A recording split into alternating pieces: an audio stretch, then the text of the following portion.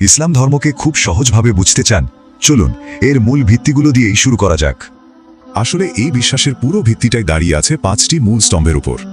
এগুলো শুধু বিশ্বাস না, বরং একজন মুসলিমের জীবনযাপনের একটা সম্পূর্ণ গাইডলাইন।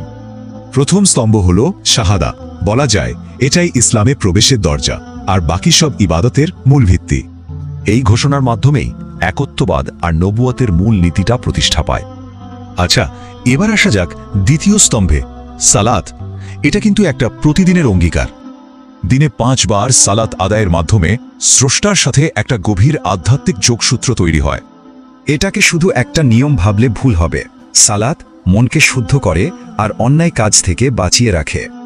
তৃতীয় স্তম্ভ যাকাত, সরাসরি সমাজের অর্থনৈতিক ভারসাম্য নিয়ে কাজ করে।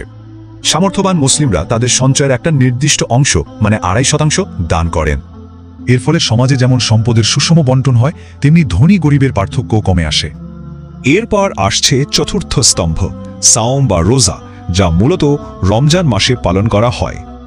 রোজার মাধ্যমে ধৈর্য, আত্মনিয়ন্ত্রণ আর তাকওয়া অর্জনের মতো দারুণ কিছু শিক্ষা পাওয়া যায়। আর সবশেষে পঞ্চম স্তম্ভটি হল হজ, মানে পবিত্র মক্কা নগরীতে তীর্থযাত্রা।